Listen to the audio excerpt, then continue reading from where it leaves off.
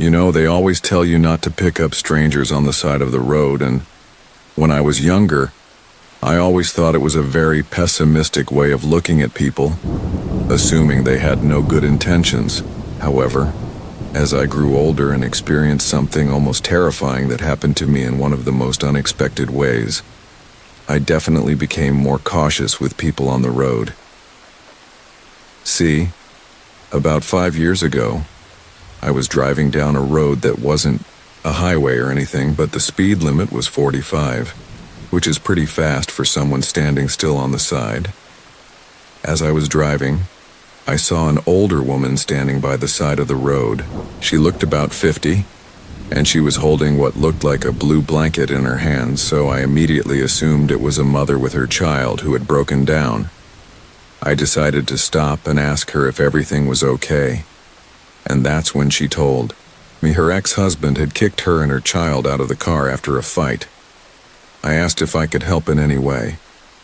Anyway, she asked if I would mind giving her a ride into town, which was only about 2 miles away. I thought there was no issue with that. The only thing was that I didn't have a car seat for the child. But she reassured me that it was a short ride, and she would just hold the baby as long as I drove slowly and safely. So she jumped into the car, and we set off. After about a minute of driving, I couldn't help but notice that she wasn't taking her eyes off me. She was staring right at the back of my head. When I finally turned to look at her, I noticed that she had moved the blanket onto her lap and it was empty. She wasn't holding a child at all. Instead, in her right hand, she was holding a small knife. The moment my eyes landed on the knife, she suddenly became very aggressive, yelling in my face. I couldn't understand a word she was saying, but I begged her to calm down and just tell me what she wanted. All I could really remember was her saying something like, "Please don't hurt me. I just want your car and your phone and everything will be okay."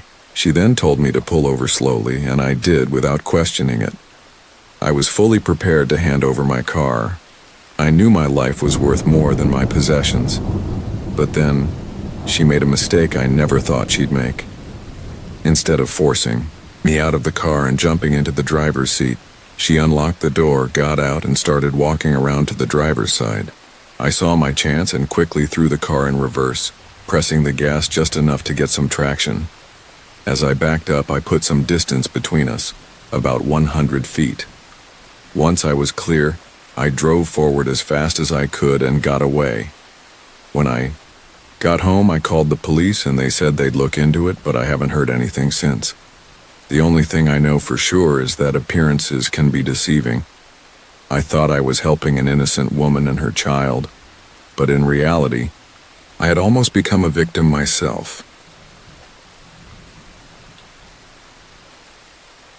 In 1975, it wasn't unusual to see someone walking along the road looking for a ride. Sometimes it was just for a short distance, other times people were traveling across the country. I happened to be driving back after a short trip I took during my summer break, and I was a few hours from home. The route I had planned on the map was taking me down a series of small roads. It was a charming little road, picturesque and lined with trees. So driving down it, while listening to music, felt peaceful. As I was driving, I thought I saw something on the side of the road in the distance. I thought it might be a deer or something similar, so I slowed down. As I got closer, it was unmistakable, a young man.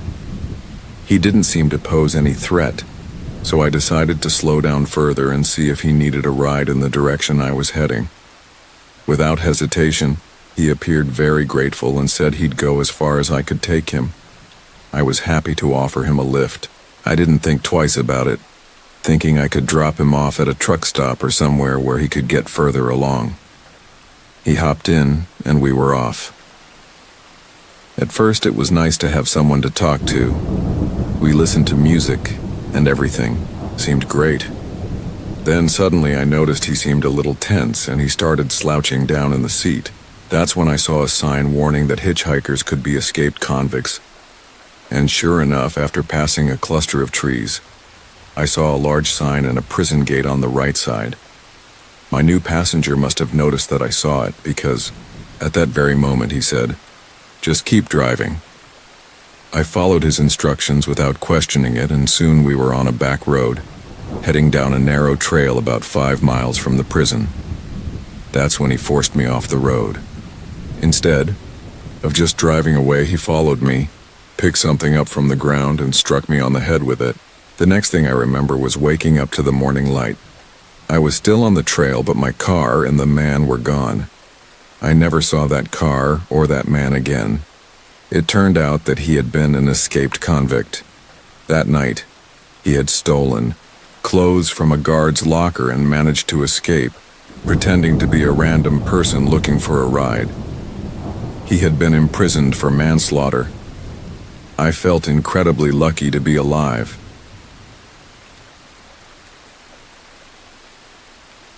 It was 2002, and I decided that it was time to do something for myself. However, I always had a tendency to return to my goals. One thing that many people told me was that I never took time for myself to relax. So, I decided to take a year off and travel across the country. I had saved up some money from working over the years, and I calculated that if I spent wisely and took on some odd jobs along the way, I could afford the trip for a year with the savings I had. My plan was simple. I flew from Chicago to New York, and from there I would travel through each state to see what the rest of the country had to offer, beyond my small hometown. Everything started off really well in the first few weeks. I traveled by bus or train from city to city, making the most of my budget. But I quickly realized how hard it was to find a paid job in a town where I was only staying for a day or two. This meant I had to figure out ways to save a bit of money. Honestly, I may have been going about it the wrong way because, for some reason, the best way I thought to save money was to find cheaper ways to travel. That's when I decided to give hitchhiking a try. Sorry for the pun, but I was standing by the roadside in Virginia for about 45 minutes, alternating between which hand to wave with, and eventually, I was thrilled to see a small 2-door car slowly pull over. As I got closer to the passenger side, I noticed there was only the driver in the car. He seemed to be an older, neat man with no beard but round glasses similar to John Lennon's. He asked me where I was going, and I explained that any town with affordable lodging would be great. He said he could drop me off in a city about 10 miles away. That sounded perfect at the time, so I thanked him politely and jumped into the passenger seat of his car. At first, everything seemed fine. It turned out he grew up not too far from me, or at least that's what he told me. Maybe he was just trying to put me at ease. After we went over a hill, which I thought would lead us to the city he had mentioned, I asked him how far away we were. His answer was something I never wanted to hear. He told me, "We're about 3 hours from your new home." I was confused. I started chuckling a little, hoping it was some kind of strange joke that I didn't understand. That's when I noticed him press a button to lock the doors. "What are you doing?" I asked. That's when I saw him pull a gun out from the door. He pointed a handgun at me and told me to relax. I wasn't sure what was happening, but I knew I had to do something. I reached for the gun, hoping I could get it from him, or at least distract him enough to lunge at him. But he was quicker than me. I didn't feel the bullet hit me, but the ringing in my ears was enough to make me almost pass out. The stranger, whom I had trusted, just shot me. We drove for a while longer. I couldn't speak. I was too stunned by the situation. The bullet had entered my left chest. My eyes felt heavy, and I could hear him mumbling to himself. Everything after that became a blur. I vaguely remember us pulling off the road and into the woods. I was dragged out of the car and left lying next to a tree. I'll never forget the feeling of relief when I heard the sound of his tires screeching as he drove away. I thought he must have thought I was dead or about to die. Damn, I was so lucky. I still had my phone, and I was able to call emergency services. It took them a while to find me, and by the time they did, I had passed out thinking I would never wake up. Luckily, I did wake up. I came to in the ambulance where I was told I would be okay, and they were taking me to the hospital. Apparently, the bullet went straight through, meaning it didn't bounce around or shatter inside me, but it caused serious internal injuries. My trip ended right there, and when I was able to fly back home, I did. My friends always said I was too trusting of strangers.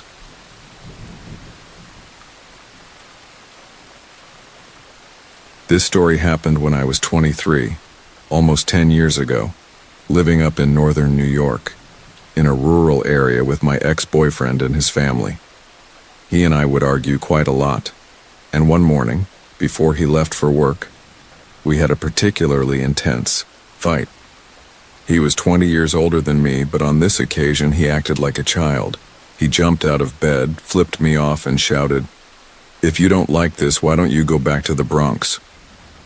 That was all it took to push me over the edge. I threw my Ugg boots and winter coat on, grabbed a cigarette, and stormed out of the house. Unfortunately, I'm an impulsive idiot and didn't think to grab my cell phone before leaving. I didn't drive, so the only option I had was to walk.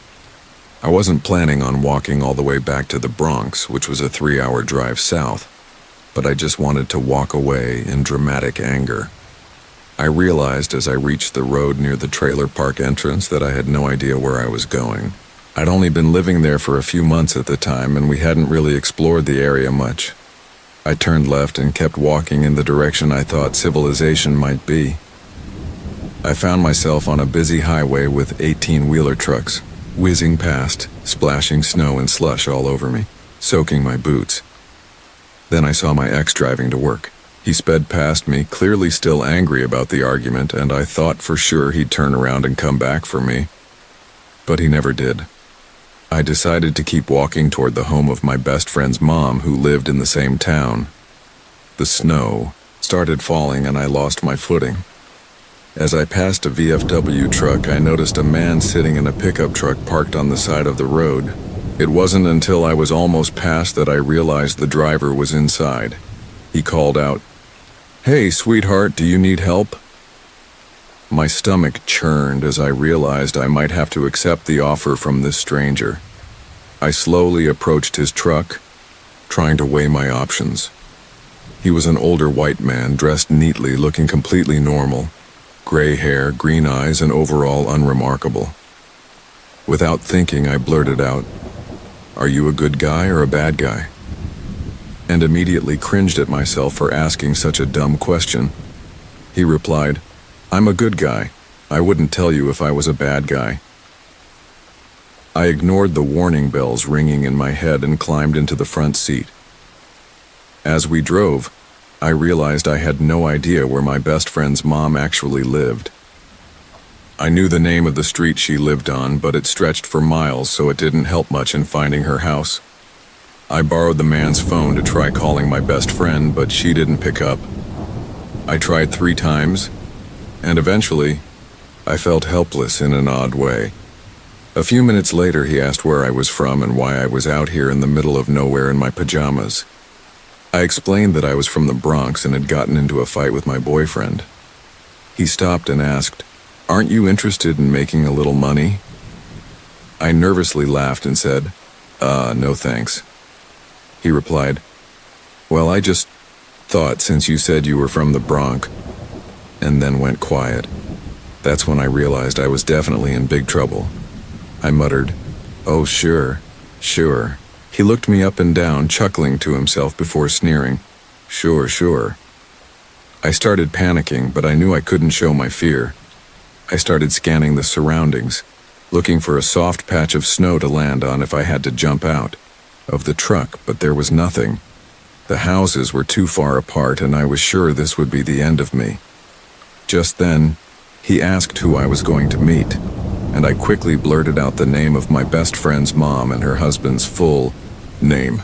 He immediately brightened and said he knew the husband, that they'd gone snowboarding together 20 years ago. I felt a huge wave of relief as he explained he knew exactly where my friend's mom lived.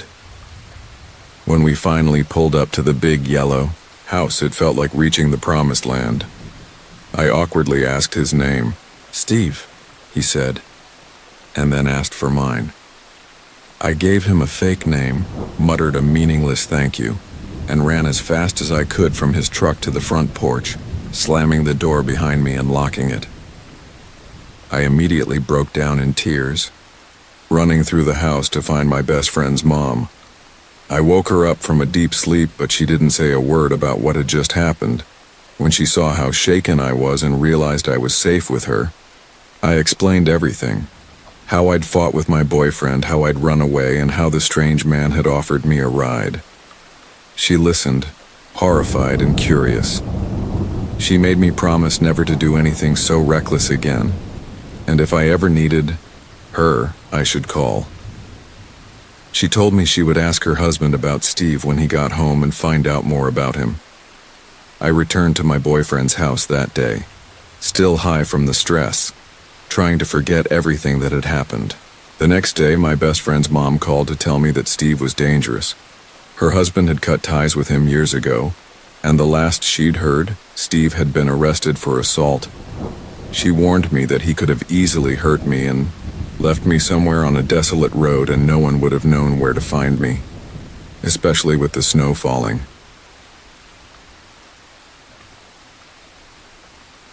This was one of the worst nights of my life.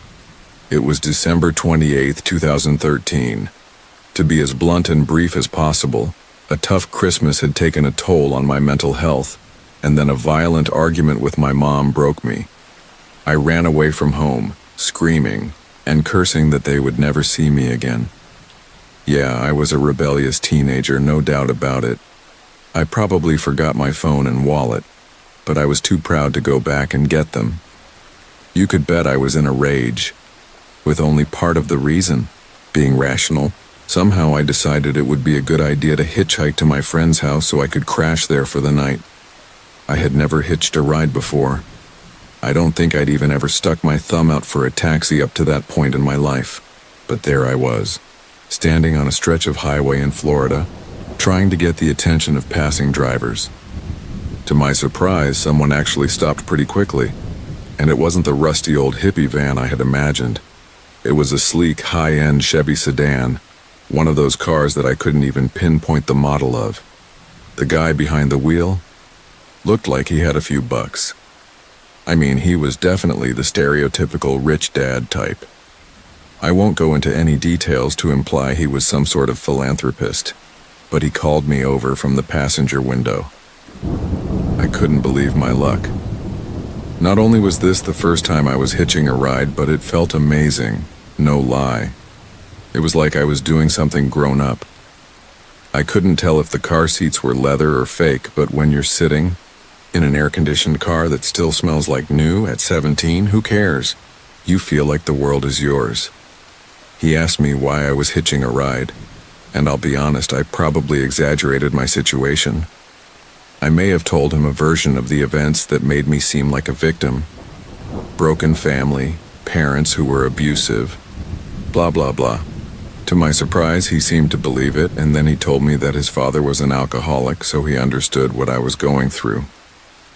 I asked him to take me as far as possible, and I told him I had a friend about 30 minutes away. He said sure, no problem, and continued driving down the highway. We talked more about family, and at one point, he opened the glove compartment. To my surprise, there was a photo of his kids. As I looked at the picture of his little daughters, he started talking about how important family was, especially for people like us who didn't come from stable homes. Then he said something that didn't quite fit with what we had been talking about. We were stopping at a gas station, and he mentioned needing to fill up, still continuing the family conversation in short bursts. It was as if the whole time, he'd switch back to talking about something trivial, like needing to focus on a turn or lane change, and then pick up the family talk again. almost as if nothing strange had happened. At some point, he said something that felt very off. We have to protect our families from our true nature. I didn't know what to say to that, so I stayed silent while he stepped out of the car to pump gas.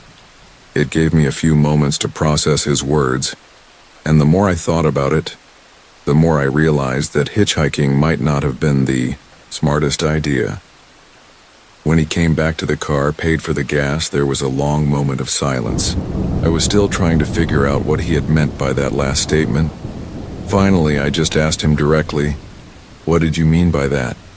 He replied with something that sent a chill down my spine, and I'll never forget it. "It'll be easier if I show you." Have you ever wondered what it would feel like to crawl out of a moving car? I had never imagined that, but the moment he said it, I realized I was probably about to experience that firsthand. I could tell I was in serious danger.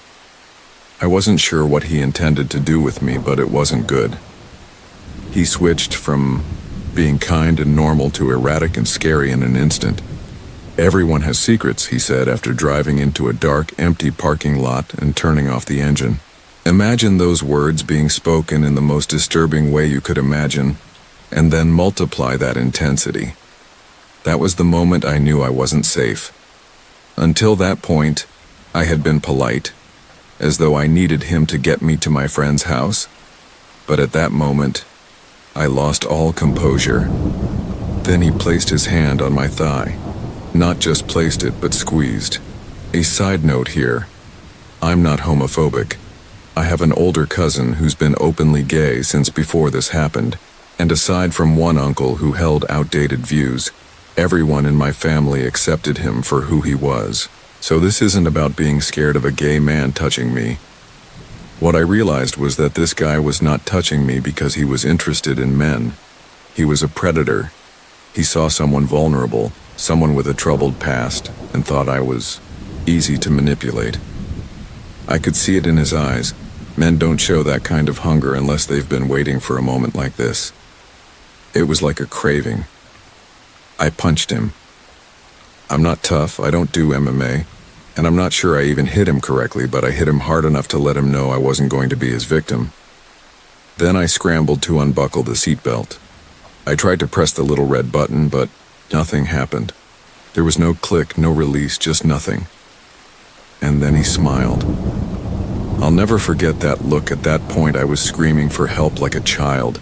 But have you ever had a nightmare where you try to scream, but your voice gets caught in your throat? That's what happened. My voice wouldn't come out. It was terrifying. Somehow, though, I managed to punch the window with my fist, and it shattered, covering me in glass. I'm not sure how I managed it, but I somehow opened the door, and I saw headlights in the distance. Someone had intervened. The driver reached down under the seat, and for a second, I thought he was pulling out a gun or something. But the seatbelt had loosened, and I just threw myself out of the moving car. Looking back, I think he had a way of loosening the seatbelt. It was tight, and then it wasn't. I remember rolling out of the car, and it's a miracle I wasn't hurt worse. The police arrived soon after. Whoever had intervened must have called them. I was still in shock. I couldn't believe what had almost happened to me. I don't know what that guy had planned for me. Maybe something much worse than I'll ever know, but the truth is that my own foolish pride, self-pity, and lies might have been the real things that almost led to my untimely death. When I was 17, I didn't have a driver's license. Most of the time, I walked or hitchhiked. One night, when there weren't many cars on the road and it was extremely cold, a man pulled over. When he stopped, I took a good look at him, and I thought I could handle him if he tried anything. He was slender and had a strange weakness about him, even though he seemed fit enough. I got in the car after we agreed on a destination. We exchanged names, and as I held my finger up to the car's heater vent to warm up, he quietly asked me a few questions, like whether I was a local and how I liked living there. He mentioned that he had only been in town for a few months, but thought it was a beautiful place and hoped he could find happiness here. His comment made me feel a little strange, but I ignored it. It started snowing and the roads quickly became slippery, so he slowed down and kept his eyes fixed on the windshield. I didn't mind the silence, as I'm not really the talkative type. About 10 minutes later, I noticed a car ahead near an intersection we were approaching seemed to be sliding. I said, "Careful." He immediately pressed the accelerator, speeding through the intersection and revving the engine while saying, "Don't ever yell at me like that. I don't need it." I was taken aback, but I said, "Look, we're close enough now. Just pull. Over here I can get out." He seemed to ignore me, so I said, "David, can you hear me? I said you can pull over here." But there was no response.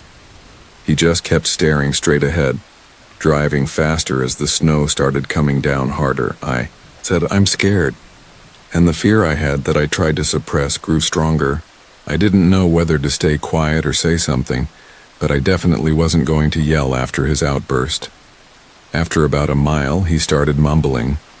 I couldn't make out what he was saying, but I guessed he was talking to himself. I asked, "What did you say? I didn't hear you." He started speaking more quickly and quietly, saying things like, "You're always yelling at me. I've told you before, don't yell at me, I don't like it. You never listen, you never listen." I just sat there staring at him, completely confused.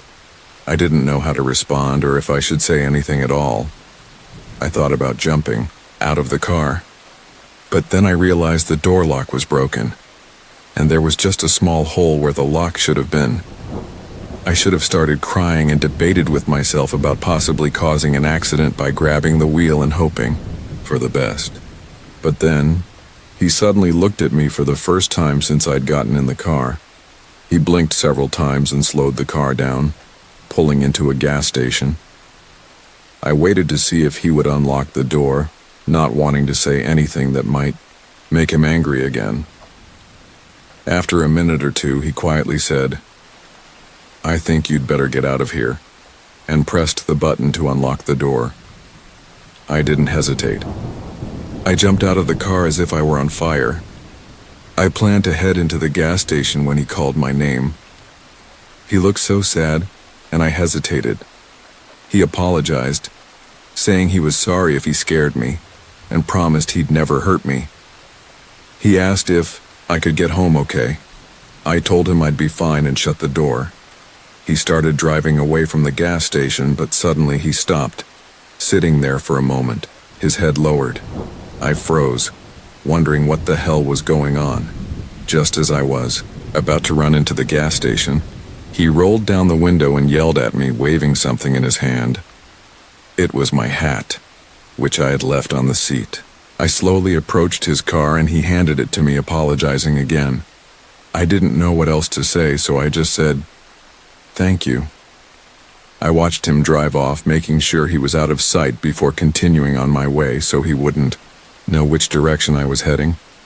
As I walked, I put my hat back on, and a folded piece of paper fell out. It was a $100 bill, and the note read, "I'm sorry. Take a taxi. Don't hitchhike tonight." I didn't hitchhike anymore after that. In fact, it was the last time I ever did. I would never do it again. In the spring of 2004, I was 19 years old, although I looked only 14. I was 5 feet tall and weighed about 100 pounds. It wasn't unusual for me to carry laundry. My parents and aunt were on vacation in Mexico, and I had decided to stay at my aunt's house to house sit for her. I thought it would be a great opportunity to have a quiet place to study for my upcoming exams. All I really had to do was clean the pool, collect the mail, and organize the fridge with the groceries. I also had an action plan involving emptying my aunt's safe and rescuing her car in case of a wildfire, as she lived high on the hills in Southern California, with a beautiful view of the Long Beach. Most of my time was spent on the massage chair in the guest bedroom, playing background music while I reviewed my psychology notes. Occasionally, I would sit out on the balcony and sunbathe or use the treadmill in the basement, but for the most part, I was alone in the air-conditioned room trying to work efficiently. Every night I would set an alarm and make sure the security cameras were working before going to bed. But on the fourth night there, I was so focused on my books that I forgot to set the alarm. After it got dark, around 1:30 a.m., I stopped to take a break, and that's when I realized how late it was. My stomach dropped when I remembered that the basement door wasn't locked, and I had to secure it before setting the alarm. Before going downstairs, I entered the office to check the security cameras to ensure everything was safe. I remember wondering how likely it was that someone would actually be inside the house. I thought I saw a shadow on the basement stairs. I remember my mouth falling open as I let out a small gasp. There was a middle-aged, balding man wearing glasses, slowly making his way up the stairs. To make the situation even more unsettling, one of his hands was holding a balloon. I stared at the camera as he reached the top of the basement stairs, looked around carefully, and then cautiously stepped into the kitchen. My first thought was to slam the door shut, lock it, and call the police, but deep down I knew that would take too long. The police would take about 10 to 12 minutes to get here, and during that time this guy could easily overpower me and drag me into the night. I figured I could hide somewhere, but I didn't like the idea of trying to remain silent while he searched through the house for me. Instead, I decided to attack and try something that was both incredibly bold and incredibly foolish. I quietly made my way back to the room, turned up the music, and created a loud noise as I stepped out into the hallway, stomping my feet. I yelled as loudly as I could, "Marcus, I swear I heard something downstairs. Put on your shirt and grab the keys to the gun safe." I'm sure my voice was trembling, but I hoped the music playing behind me would cover it enough. I paused for a few seconds to see if he would respond, but all I heard was silence from downstairs. I quickly rushed back to the office, locked the door, and checked the cameras. Sure enough, he was running out of the basement door like a frightened squirrel. I watched him sprint through the backyard, around the pool, and disappear behind the fences. The moment he left the house, he dropped the balloon, and I watched it lazily float toward the Pacific Ocean from the window. I ran downstairs, locked the basement door, set the alarm, and called the police. I also called my parents and aunt to tell them what had happened, asking them how I could rewind the footage to show the police. My aunt asked why I hadn't triggered the alarm on the security panel, and I had to admit I hadn't even thought of that. To sum up the long story, the police caught him a week later. He had been sleeping in his car at a grocery store parking lot. People always ask me what I think the balloon was for, and if I had to guess, I think it was a gift. He must have seen me outside the house a few times, guessed that I was home alone, and assumed I was much younger than I actually was. I don't know if he's still in prison, but wherever he is, I hope he hears this and feels stupid. He was just frightened by the empty threat of a panicked girl with the strength of a malnourished mouse.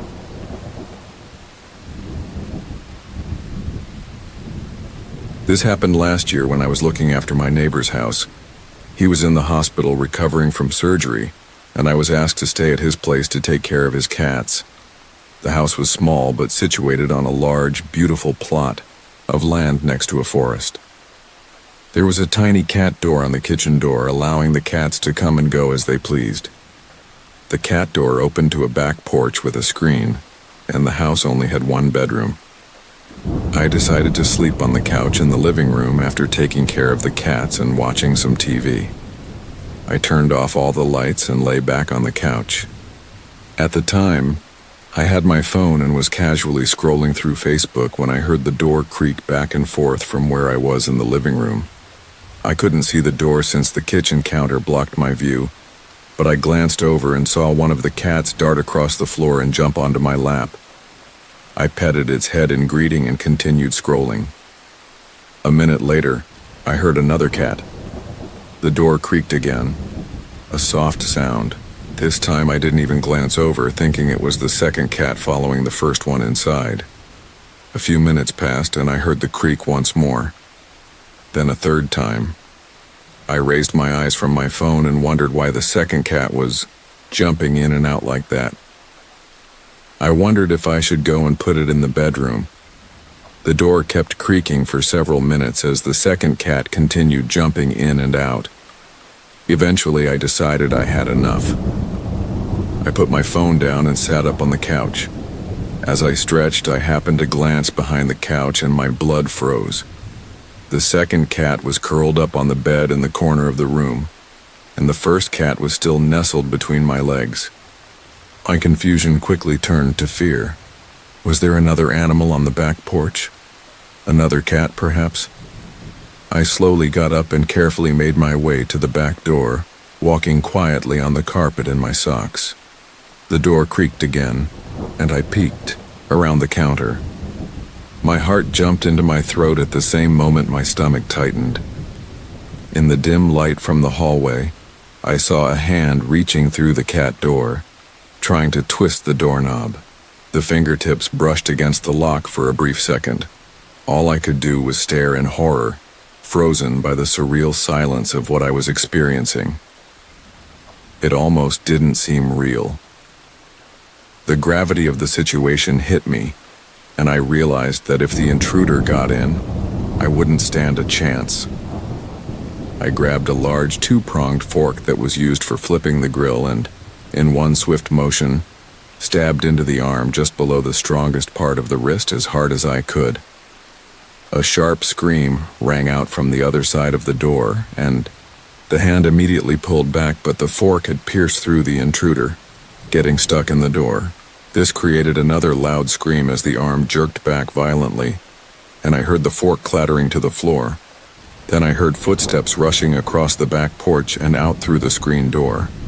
I immediately turned on the outside light and briefly glimpsed a figure running toward the woods. Rather than calling the police, I grabbed both cats, shoved them into a carrier, and ran out to my car. Fortunately, the car was parked inside the garage. I drove several miles to my house, and once I was safely inside, I called the police. It took them about half an hour to arrive, followed by another half hour of questioning before they went down the street to check on my neighbor's house. They told me there were no signs of forced entry through the screen door, and apart from the bloodstain, there was no other evidence of an intruder. They issued a warning to local hospitals about a man with a stab wound to his right arm. The next morning, the police brought a dog to track the scent, but whoever that jerk was, they were never caught. I kept the cats at my house until my neighbor was released from the hospital. It still shocks me to think about how the stranger chose that house in the middle of nowhere, trying to break in.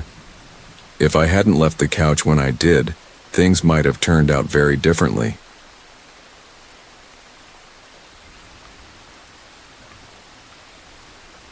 In May 2010, when I was in desperate need of cash, I agreed to help one of my old high school teachers. He had contacted me on Facebook, asking if I would be willing to water his plants, collect his mail, and tidy up his house while he was away from town for a few days. He didn't mention where he was going, but offered to pay me $400 for 2.5 days of work, with half the payment up front. I agreed, even though I had never particularly liked him during high school.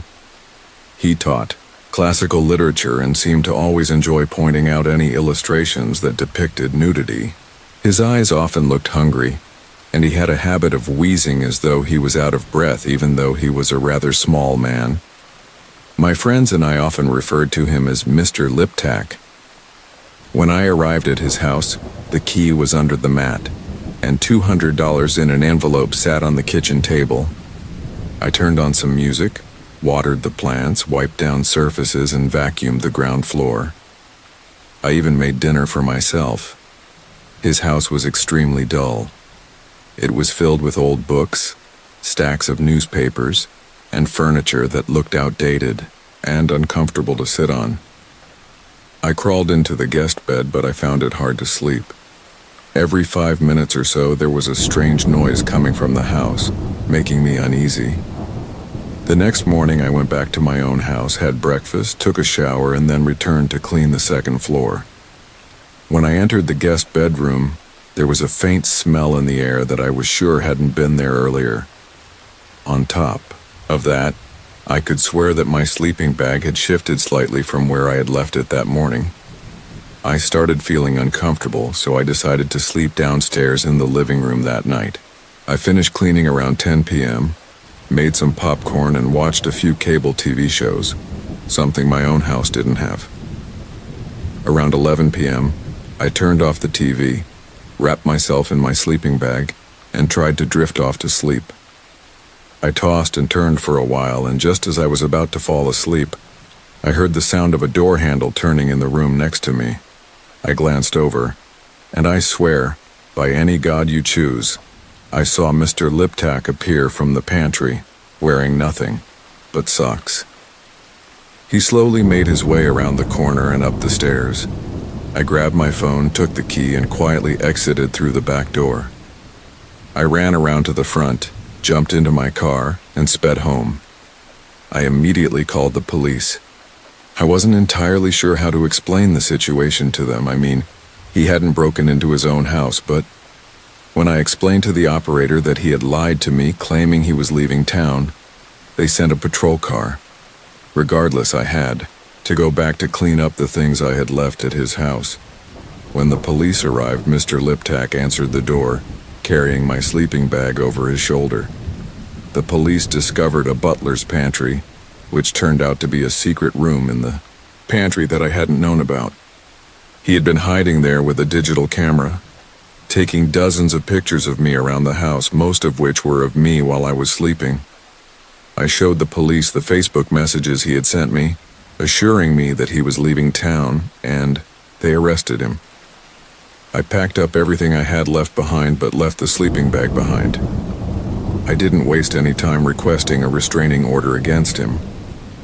Mr. Liptak was released on bail, but he actually died of a heart attack a few weeks later after being rear-ended by a car at a traffic light. I never received the remaining money.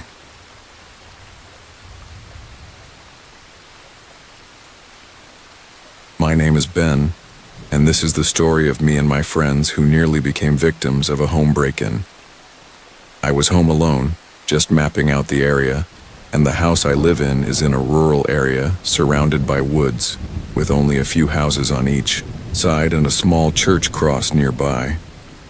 My brother Adam was at a party, and our parents were away on a business trip. I was watching a horror movie but was getting pretty bored, so I decided to invite two of my friends over. For the sake of privacy, I'll just use the first letters of their names, so I invited Elle and R over to watch some horror films with me. After Elle arrived, we started watching a new film, and it turned out to be great.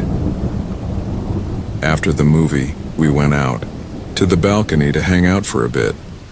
It was a calm, breezy evening, and the air felt really nice. We'd been outside for about 5 minutes when we heard something coming from the trees in the forest.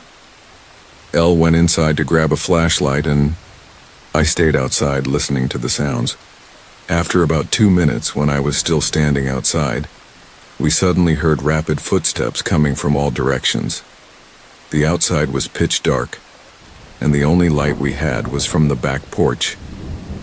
I stood still for about 10 minutes, feeling the tension building.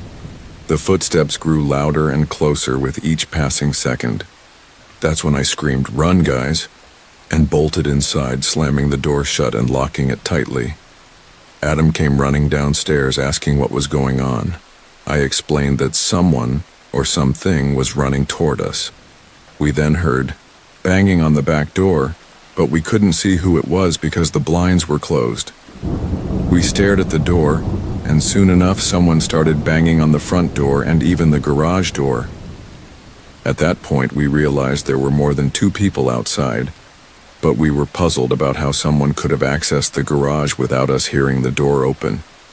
Suddenly, the intruder started banging on all 3 doors at once, so we rushed upstairs and hid in my parents' walk-in closet. While we were hiding, I called the police, and they told me they were dispatching a team since they'd received a call from a neighbor reporting 3 masked men running through the woods from 3 different directions, heading toward our house. After hanging up with the police, I called Adam and explained what was happening. As I was telling him, I heard glass shattering downstairs, followed by the sound of 3 men laughing. Tears welled up in my eyes as everything fell silent, and for a moment I truly thought we were going to die. Adam's eyes began to tear up as well. The tension was unbearable. I could hear the men's footsteps coming up the stairs. I heard sirens in the distance, and the next thing I knew, the 3 men were running back down the stairs. That's when I heard the police shouting. I felt a rush of relief as the officers rushed in, telling us it was safe to come out. They had managed to apprehend 2 of the 3 men. As we came downstairs, I saw the 2 men, and they looked disgusting, grinning creepily at us. It made my stomach churn. I asked the officers what had happened to the 3rd man, and they said he had escaped and run back into the woods. Our neighbor came over to make sure we were okay, and I thanked her many times for calling the police. After everything that had happened, Adam came back home, and we called Elle's parents to come pick her up. Since one of the intruders had escaped and was still at large, we decided to stay at ours house because it was the biggest. We stayed there for the entire week since it was spring break, and our parents wouldn't be back until the weekend. A week passed, and when our parents finally came to pick us up, we returned home to find that all our windows were shattered, but nothing had been stolen. We called the police to see if they could get fingerprints, but there was nothing to find. My dad had been promoted, so we were moving to the city, where it was more lively. He would be working from home. This whole experience really scared me and my friends, and I truly hope I never have to go through something like that again. This happened in 1994 when I was 15 years old. My friend Mia had invited me to spend the night at her house since it was her parents' anniversary and they were going out, and her sister was staying over at a friend's house. Mia really didn't want to be alone, so I agreed to stay with her. I had come home from school with her on that Friday, and to understand the story, you have to know the layout of the house. When you drive up to the driveway, there's no garage, but there's a covered carport with a path leading to the front door, and the parking area has a door that opens into the kitchen.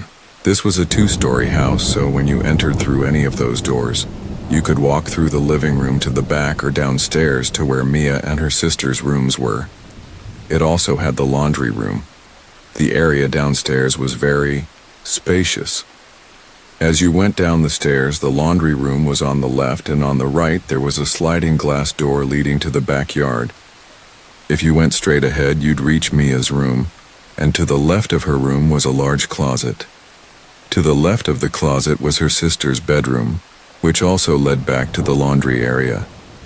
The whole space had a square shape from the bottom of the stairs. Mia's room was near the backyard, and the window of her bedroom lined up with the ground. We were having a great time listening to music and chatting about people at school, just like most teenage girls did on a Friday night in the 90s. I was resting with my head leaning against the window because the light from her lamp illuminated it, and I remembered how the window aligned with the ground. Suddenly my head felt like it was made of diamonds, and I heard a strange noise from outside the window. Mia could immediately see the fear in my eyes, so she turned off the music and asked me what was wrong. While she was doing this, I felt my head jolt again, and we heard the strange sound once more. This time we were both scared, so we jumped up, ran to her sister's room, and called 911. We hung up, but 911 called back. We explained what had happened, and they seemed scared for a moment, but then we thought it was ridiculous to call 911 because maybe there was nothing going on. They thought it best to send an officer to check things out.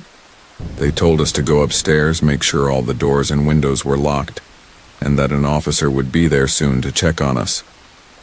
We were so scared to go upstairs because the stairs were next to the sliding glass door that led to the backyard, and there were no curtains or anything for privacy. So if someone was outside, they could clearly see inside. Mia's dog started barking, and she was really worried. She told me she had to open the back door to let the dog in. At that point, we were both so scared we started crying. I begged her not to open the door, but she was really upset and didn't want anything to happen to her dog. Eventually, we gathered enough courage to open the door, grabbed the dog quickly, and shut and locked the door again.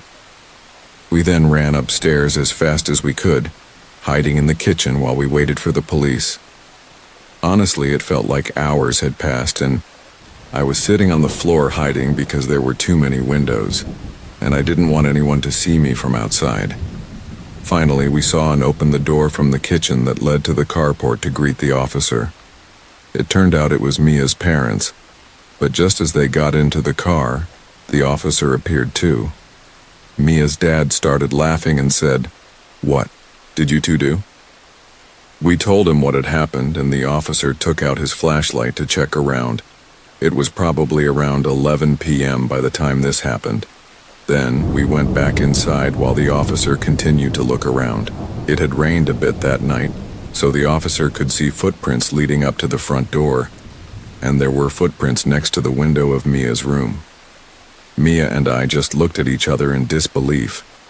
Someone had actually been outside her bedroom window when I felt my head jolt and heard the strange noise. The officer didn't find anyone, but he told us to be careful and to call if we heard anything again. About an hour later or more, as we were drifting to sleep, Mia's dog, who had been left outside, suddenly started barking wildly. We got out of bed, and her dad was in the backyard with a shotgun, yelling at someone to get out of the yard. That person then jumped over the fence into the cemetery. Oh, I forgot to mention, but Mia's backyard was right next to a cemetery. Someone had been hiding in the shed in the backyard for who knows how long, and no one knew why they were there. Mia and I looked at each other again in terror. Who was the man that ran through the cemetery, and what would have happened if they had broken in while we were alone there? I didn't even want to think about it. This happened about 6 years ago when I was 16 years old. To give you a clearer picture, let me describe the layout of my house. When you walk in through the front door, you enter the living room. If you keep walking straight, you will come to a small hallway. On the right is the kitchen, and straight ahead is the staircase. To the left is the downstairs bathroom. Upstairs, my bedroom is right in front, on the left. To the right is the bathroom on the second floor, and my parents' bedroom is next to it. Sorry for the explanation, but I just needed to give you some context. Now here's the story. This happened whenever there was another creepy clown sighting in the news, so please keep that in mind. Anyway, my parents had gone on vacation to another state. I didn't really want to go, so my dad just handed me his debit card to get by while they were away. They were supposed to be gone for about a week, but that didn't end up happening. This happened on the fourth night. I was just watching the news when another clown attack was reported. I remember thinking that these clowns were absolutely insane. Then I got hungry, so I decided to order some Chinese takeout. I went up to my room to eat and watch some YouTube. I had eaten about half of my meal when I heard a loud banging noise coming from downstairs. I went down to check because I had left the downstairs lights on, and I could easily see if anyone was there. And as you can probably imagine, this was probably the scariest thing I've ever seen. There was a man dressed as a clown, but the whole costume was dirty and torn. What made it worse was that he was holding a machete. I quietly snuck up to my parents' room and locked the door, hiding in their bathroom. That's when I decided to call the police.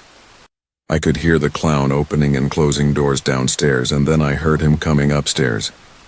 I tried to be as quiet as possible, hoping he wouldn't hear me. Then he started banging on my parents' bedroom door. I swear I almost wet myself. I decided to jump out of the window, not caring about getting hurt, and ran to the nearest neighbor's house to try and get help. While running, I saw some police cars driving down the street, so I ran up to them and told them everything that had happened and about the clown who had broken into my house. They rushed into my house and caught him. The police called my parents and they came home immediately. I rarely stayed home alone after that, and I always went everywhere with my parents. Now I'm 22, and I still have nightmares about that night.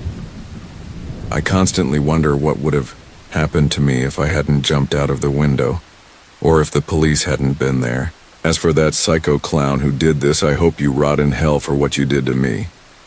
Screw you. One time my parents went on a trip to Europe, and I was taking care of their house. I was home on summer break from school, so everything seemed fine. I'd been there for a few weeks, and it was pretty quiet. I would just go to work, come home, hang out with friends, and enjoy having the house to myself. But one night, while I was lying there watching TV, I heard a strange whistling sound coming from the window behind the couch. It sounded a little odd, so I ignored it, but then it happened again, like someone was standing by the window whistling. I looked out the window and clearly saw no one there, so I thought maybe the wind was blowing on the panels, and I should fix it because it would be annoying. I went out to the backyard, which was actually very nice and spacious, with a sort of forest-like area leading to a road on the other side. I looked around the yard and didn't see anything, but then I heard the whistling sound again, this time coming from the woods behind me. I was really scared by this point, and of course, I couldn't see anything in the forest. So, I quickly ran back inside and locked the door behind me. I didn't hear the sound again for the next few days, but then one night while I was asleep in my room, I could swear I was woken up by the whistling again, coming from my second-floor window. I listened closely, but it stopped, so I decided to check out the window. I moved slowly and quietly towards it, peeking through, and there was a man standing outside, just staring at me. I was so tired that I couldn't tell if I was imagining things or not, but he was just standing there, staring at me. He slowly pursed his lips, and I could hear the whistling very clearly, making me want to cry. I quickly pulled away from the window and hid under the covers. The next day I begged my friend to stay over with me, and he did. Of course, nothing happened that night. He thought I was just tired and hallucinating, and maybe he was right. It became a little anticlimactic after that, but I didn't hear it for about a week or more. When I did hear it again, it was just a small sound, like a whistle randomly coming from a wall or something similar. It kept happening every week or so, and it always terrified me. Even to this day, I will never stay alone in that house again.